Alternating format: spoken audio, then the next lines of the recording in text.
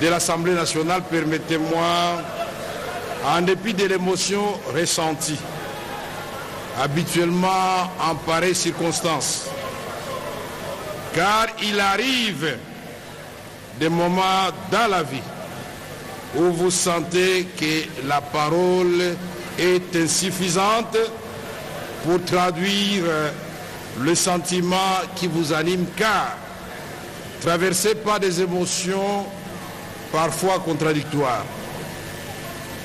En prenant la parole devant vous aujourd'hui, je ne peux m'empêcher d'évoquer la main de l'Éternel qui, se plaçant au-dessus de nos insuffisances, a permis que ce jour arrive pour qu'ensemble nous soyons mobilisés afin de servir notre nation, pour que nous soyons présents pour affronter les défis auxquels elle fait face actuellement.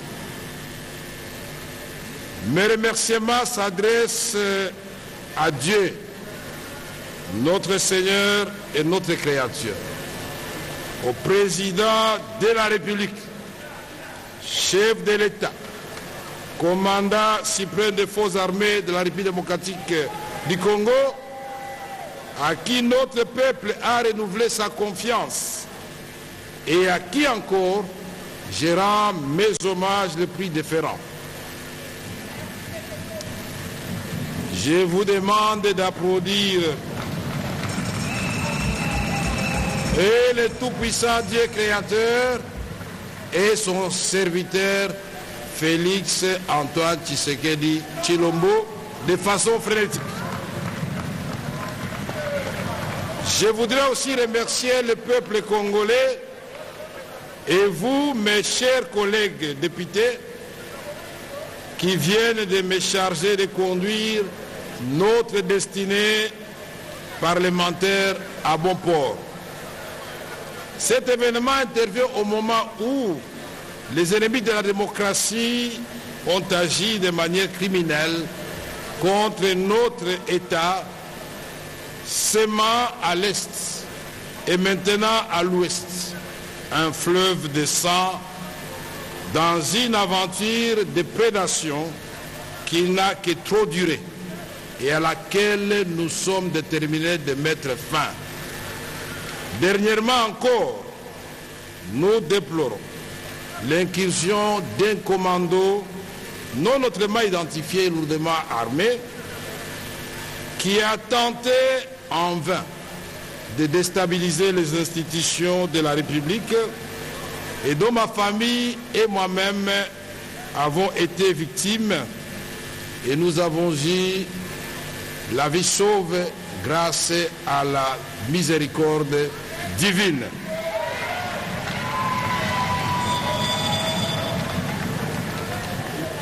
Le psalamiste le dit bien: celui qui demeure sous l'abri du Très-Haut repose à l'ombre du Tout-Puissant. J'ai dit l'Éternel, mon refuge, et ma demeure, mon Dieu, en qui je me confie. Psaume 91. Et je vous recommande aussi le psaume 23. J'ai conscience que le moment n'est pas approprié pour évoquer cette question capitale de l'insécurité à l'Est, aggravée dans cette partie, et à l'Ouest,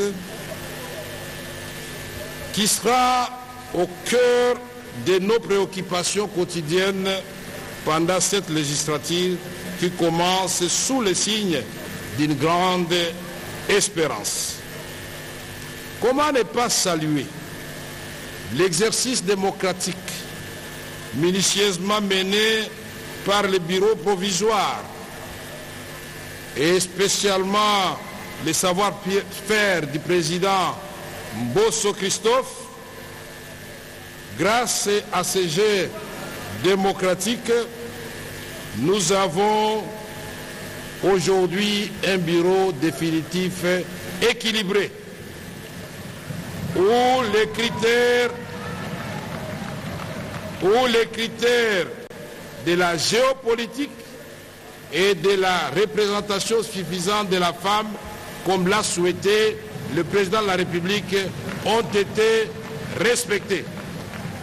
Je dirais que c'est pour la première fois dans l'histoire parlementaire de notre pays où le président de l'Assemblée nationale, naturellement, qui tient le marteau apparaît comme l'arbitre, à 3 femmes et 3 hommes, à tous les âges, les jeunes et les sages.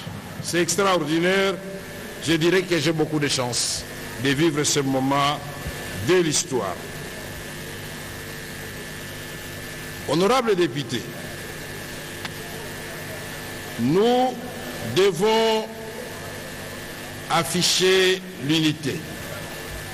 Et cette unité ne peut se refaire là où elle a été fissurée que par la reconquête de la dignité et de l'honneur, de la noblesse qui accompagne le travail parlementaire. C'est pourquoi je nous invite à plus d'abnégation et de sacrifice, car être parlementaire, se doit d'être vécu comme un devoir sacré et non un statut de privilège. Nous devons demeurer aux côtés de nos électeurs, j'allais dire aux côtés du peuple congolais. Nous irons ensemble devant ce même peuple pour lui présenter les résultats de notre travail, et il devrait ainsi nous recevoir avec allégresse, à condition que nous ayons travaillé profondément à l'amélioration de ces conditions de vie. Honorables députés et chers collègues, pour mieux accomplir cette mission constitutionnelle, il nous faut la réhabilitation du député national dans son honneur et dans sa dignité.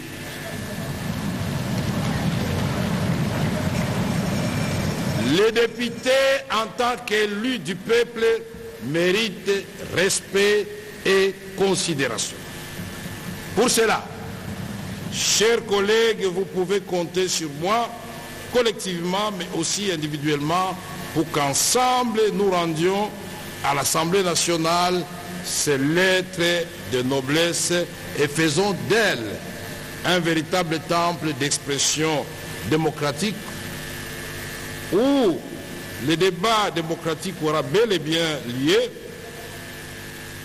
majorité très significative et l'opposition, malgré sa dimension, que de ces débats, de cette dialectique, puisse jaillir la lumière qui va baliser le chemin de la réalisation du rêve de son Excellence, Monsieur le Président de la République, Félix Antoine Tshisekedi Tshilombo, de restaurer à notre pays son rôle du moteur du décollage de l'Afrique subsaharienne. Honorables députés, chers collègues, nous allons ensemble, dans l'union des intelligences, transformer ce qui apparaît actuellement comme une malédiction de nos ressources naturelles en un véritable atout qui va placer la RDC, la République démocratique du Congo, au cœur de la transition énergétique à laquelle l'humanité est contrainte suite aux effets néfastes du changement climatique.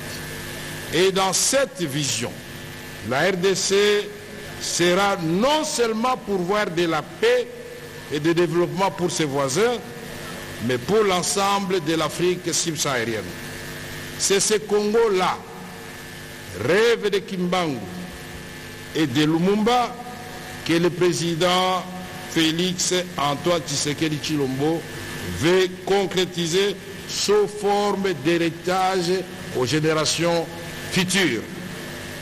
Honorables députés, que cette législature soit celle de stabilité institutionnelle, qu'elle soit celle des réformes pertinentes et courageuses, qu'elle soit celle de la compétence dans le contrôle parlementaire, mais aussi celle de l'équité et de la justice. Nous ne pouvons y parvenir qu'en travaillant en équipe et dans la discipline, en respectant l'heure de travail, en ayant une régularité dans le contrôle parlementaire et dans la production législative.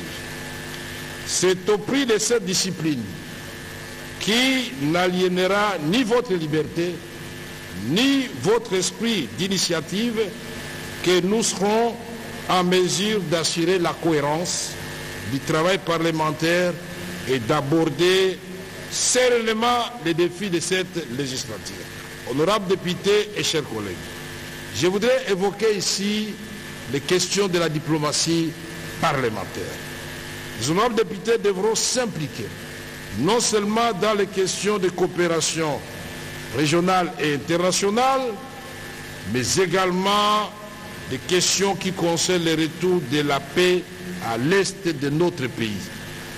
Personne n'ignore que la République démocratique du Congo fait face actuellement à une agression féroce dans sa partie est causée par le Rwanda et l'Ouganda. Pour cela, je voudrais vous demander de bien vouloir vous lever pour observer 1 minute de silence en mémoire de tous les morts à l'est du pays, et spécialement ceux qui ont été touchés par les obus lancés par le M23 dans le cas des déplacés civils à Mugunga dans les encablures de Goma.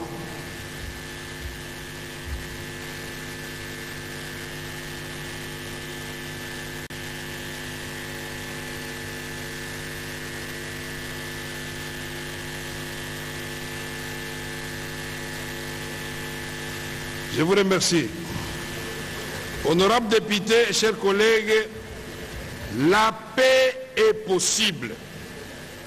Pour le gouvernement congolais, la recherche de la paix ne souffre d'aucun doute. La guerre nous est imposée. L'urgence de restaurer la paix et la sécurité et de stopper définitivement cette guerre injuste que nous subissons, ainsi que toutes les atrocités qui s'ensuivent, s'imposent. Plus elle dure, plus elle cause des dégâts humains et matériels chez nous. N'oublions pas que la guerre se déroule sur le territoire congolais. Honorables députés et chers collègues, le point inscrit à l'ordre du jour aujourd'hui étant épuisé, comme l'a si bien dit le président du bureau provisoire, l'honorable Mbosso, les matières ayant été bien fixées dans la Constitution, et aujourd'hui, le point de chute, c'était l'installation. La séance est donc levée tout en vous souhaitant bonne fête pour ceux qui vont fêter, mais moi je voudrais vous souhaiter une bonne méditation, car la responsabilité qui est la nôtre est énorme. La séance est levée.